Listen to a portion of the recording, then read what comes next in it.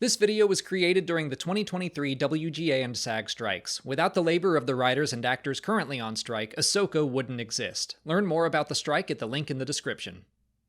What's up, everyone, and welcome to the weekly Q&A. Our first question comes from Oncoming Storm 7 and K.A. Hillman, and they ask if Baylan and Shin had to bleed their lightsabers to create the orange color. Yeah, so where do orange lightsabers come from? We don't know yet, outside of there is something called a colon crystal that was in the Master and Apprentice book by Claudia Gray. This is something different. I don't think we're going to find out in this series. I think that Dave Filoni made them orange for a purpose, a storytelling purpose, to show that they're not quite Sith, not fully dark side. I mean, they are dark side, but they're like still a little bit attached to the Jedi in some ways, like Shin's Padawan braid, and Baylan seems sad at the idea that he might have to kill Ahsoka. So I think there's a storytelling purpose behind it, and then at some point in a book or a comic, we'll find out specifically how they're made. Or we won't. Maybe not. I mean, there doesn't have to be an explanation for everything in Star Wars, and that's just... Yes, there does. No.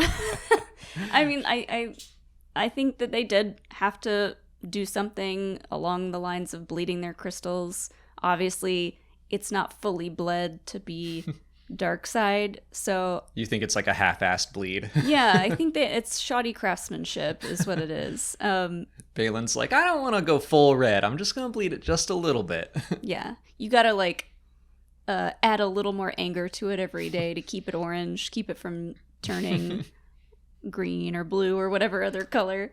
That'd be interesting if it wasn't quite bleeding it on purpose, but just over time that happened. That doesn't really make as much sense for Shin, I don't think. But Baylan's having been a Jedi and then he became a mercenary, and it's just like over time he's like, weird, my lightsaber's orange. But I'm assuming it's going to be something like in Star Wars Rebels, we saw Ahsoka with white lightsabers all of a sudden. And again, storytelling reason for that, just to show the changes she has gone through. And then we found out how a white lightsaber was made in the Ahsoka novel. So I think we'll probably get something about these specific orange lightsabers in the future. I should also point out that you can have an orange lightsaber in the Star Wars Jedi games. So I think it probably is a color that can occur naturally, but I don't get the sense that's what's going on with Baylan and Shin. Mm-hmm. I'm just going to, from now on, treat lightsabers like mood rings in my headcanon. Well, that's how they were going to be in Return of the Jedi. Like, that was going to be a thing when Darth Vader turned on Luke's lightsaber. You can still see it in the old Marvel comic, but he would turn on Luke's green lightsaber and it would be red because Vader was holding it. Mm-hmm. So there is an element of that. I don't think it exists now, but that was a thought at one point, the whole mood ring lightsaber. Ellie Suhonen wants to know why we haven't seen Jacen in other Hera stories and suggests that she kept him away from the rebellion on purpose. I think that's the likely answer. You know, Hera is involved in this big galactic war, doesn't want to put her son in danger, so maybe there was a rebel daycare somewhere, some safe system that all the kids got to go hang out at. There had to have been. I mean, Jacen's not the only kid around. I'm sure other people that are part of the New Republic have children. And there's like Sunspot Station was the secret rebel prison, so maybe they had a secret rebel daycare as well. Yeah. But now I'm thinking if Jacen and a bunch of other kids got to go there, Snap Wexley was just like left at home. I think his aunts were around, and he had Mr. Bones to keep him company, but it's funny to think that all of these kids were hanging out and Snap's like, excuse me, I would have liked that. Aww. But really the out-of-universe reason is that I think Dave Filoni had plans for the character, whether it was the rumored Star Wars Rebels animated continuation or now we're getting it in live action. But I think Filoni probably was like, no one else tell any stories about Jacen right now, so that's why we'd get to Star Wars Squadrons, and Hera would be there, and everyone's like, but where's Jacen? Or an Alphabet Squadron, she would like think of her son or her family, but we would never see him. So I think that was just a character that was off limits at the time. I mean, depending on what we get to find out more about Jacen, we might get like a young reader book or comic series about what he's been up to. Yeah, young reader book I think would be perfect for that character. Madman's Knowledge asks if Skeleton Crew will involve Jacen and his friends getting lost in Peridia. So now that we have seen Jacen, he does seem to be about that right age. It does seem like a very Mandoverse thing to do. Even if that's all, I think we're going to see Jacen more in the series. But it would be interesting if Jacen were going to be in Skeleton Crew and they just kept it quiet up until now. I was going to say, because we saw some footage and like a few just little quick snippets at Celebration, and Jacen was nowhere to be found, but they could also easily just keep him out of any of that. Right, and I'm thinking it would be funny if he were like just outside of the frame for all of those shots. Jacen is just a little set apart from the other kids, but you know, I don't know. I could see him being a part of that story. I think it would be interesting because we know that Jude Law's character is going to have the Force, and Jacen is a character that we don't have it fully confirmed yet, but Rebels strongly hinted that he had the Force and he wants to be a Jedi, so there is an element of that. I think I'm leaning towards he probably is not in Skeleton Crew for now, but it would be interesting. And like we've been saying, we just haven't seen him since Star Wars Rebels, so I wouldn't mind getting more stories with him. Yeah, I kind of would prefer it if you weren't in Skeleton Crew, because again, we still don't know much about Jacen, but I don't want Jacen Syndulla to come into a show like Skeleton Crew and overshadow everyone else and have everyone asking like, what's Jacen gonna do? Is he gonna like become a Jedi in this show? Like, I want that show to be not really involved with the Jedi as much. I think that's true. That yeah, including Jacen in that will, I think, dominate a lot of the conversation surrounding it. And I'm excited about Skeleton Crew for the fact that, yeah, it's Mandoverse, but it is going to be all new characters as far as we know, except for Vane, that pirate from Mando Season 3. Now a word from our sponsor, Babbel. If you have an upcoming summer trip abroad, my go-to travel hack is Babbel. Whether you're a seasoned traveler or embarking on your first adventure, communication is key to fully experiencing a new culture. That's where Babbel comes in. Babbel is the language learning app that sold more than 10 million subscriptions. Thanks to Babbel's addictively fun and easy, bite-sized language lessons, there's still time to learn a new language before you reach your destination. I took Spanish in high school and college, and completing the short lessons on Babbel has been a great way to refresh my understanding of the language again. You only need 10 minutes to complete a lesson, so you can start having real-life conversations in as little as 3 weeks. The lessons are expertly crafted around real life, so you can learn to have practical conversations. And there are a ton of ways to learn with Babbel. Beyond lessons, you can access podcasts, games, videos, stories, and more. Plus, it comes with a 20-day money-back guarantee. Shriwook and Huttese aren't options yet, but you can choose from 14 languages, including Spanish, French, Italian, and German. Start your new language learning journey today with Babbel. Right now, get up to 55% off your subscription when you go to babbel.com/Star Wars. That's babbel.com/Star Wars for up to 55% off your subscription. Babbel, language for life. Dunsparce for Prez wants to know how humans like Morgan Elsbeth can become Night Sisters. Well, I guess that's a question operating under the assumption that Morgan is human, which might not be the case. I just assumed she was full-blooded Night Sister. I mean, she doesn't look quite the same as some other Night Sisters that we've seen. Her skin isn't completely gray. She's just got the one little face marking, but I just assumed that some of the Night Sisters could look different. It could be the simple case of Dave Filoni saying this is live action and not a heightened level of Star Wars animation, so we're going to dial back a lot on Elsbeth.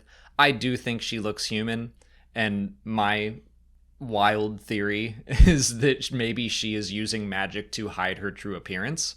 I think it would be kind of awesome if, and part of this is that her hair looks different than it did in The Mandalorian, so like maybe over the course of the season she'll look more and more like a classic Night Sister, and by the end she'll look like Mother Talzin, and she's floating around in a big green bubble shooting lightning everywhere. Like I think that would be pretty cool. I don't know if it's the case. Maybe her hair is actually a wig, and that's just where her facial markings start, and it tattoos, goes like all the way back over her head and like down her back. That would be really cool. Yeah. I could see it being something where Filoni's like, I'm going to ease the general audience into this idea of witches.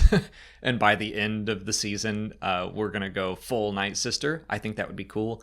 But there are also stories, one of them written by Dave Filoni's wife, Anne Convery, talks about a Night Sister. Well, she was a witch of Dathomir that was not specifically a Night Sister, but was allowed to come into the Night Sisters because she had power. So I think Mother Talzin, she's going to take power where she can find it and incorporate someone into the Night Sisters, regardless of if she is a Dathomirian or not. Mm-hmm.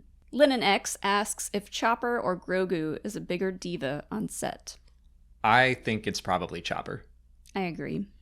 Grogu is still just kind of like happy to be included, happy to be with Din, or you know, Bo-Katan too. And just like even among the cast and the crew, I think everyone's fawning over Grogu constantly.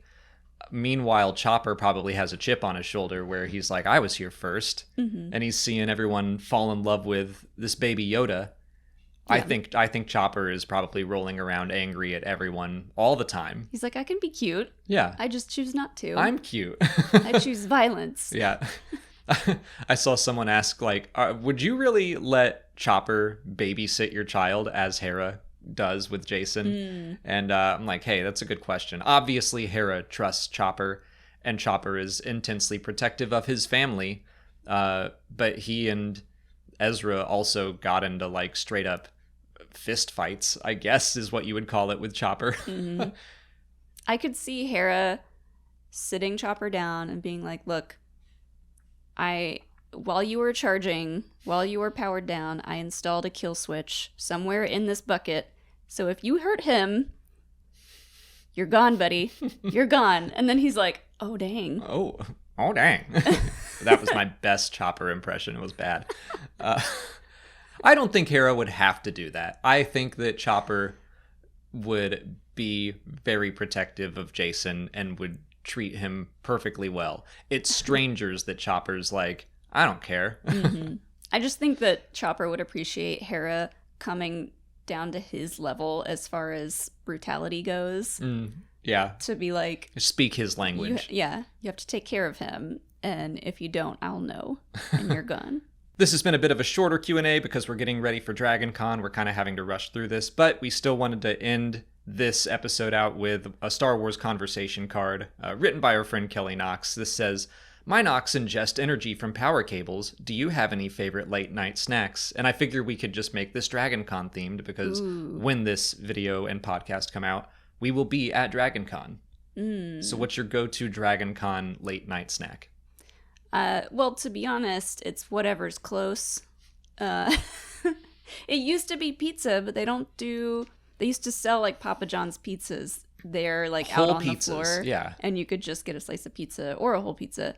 But in order to try to save a little more money, we've been trying to bring a bunch of our own food to just keep in the room. So nacho cheese Doritos, Cheez-Its, I like a good, like, salty, sweet, like, peanut mix. Something with, like, a little bit of both in it. Mm-hmm. But yeah. This is the one time a year I eat Uncrustables, which is just a convenient little snack. You just toss a frozen peanut butter and jelly sandwich out on the counter, let it thaw, then boom, you've got your sustenance. But a late night snack, it's not a snack, but... Pedialyte powder is definitely something that that's not has a snack. Saved me. That's a necessity. That's a life-saving elixir. Yeah, I'm more of like a salty, I guess, snacker, especially when it comes to nighttime. And I would say I'm more sweet. Like, yeah, you bought all the chip snacks and I bought all the cookies and brownies. And so we'll just sit and we'll enjoy our separate snacks our own way. Although one of our friends is bringing ramen. Right. Which I'm curious to see if anyone actually makes any, but I have been known to make ramen late at night before, before bed, so I could give that a shot. He's going to bring an electric kettle. Another of our friends in another room, genius move. They're bringing an air fryer and pizza rolls, and I'm a little bit jealous. I might be like late night knocking on their door, like, let me in. Our air fryer is huge, and the only thing that scares me about that is how hot it gets, and I'm like, someone's going to get burnt. They're going to take the shelf thing out and burn themselves. Yeah. It's hot and loud. But, yeah. Those are our favorite just like late we are night. Yeah. During DragonCon. Hot and loud. Those are our favorite late night DragonCon snacks. If you're at DragonCon this weekend, come say hey. We'll be around. But that's it for today. So what do I say after that? So get out of here. Scram. Go watch another video. If you haven't already, please like this video, subscribe to the channel. Follow us on Twitter, Instagram, Facebook, and TikTok. And as always, thanks for watching, and may the Force be with you.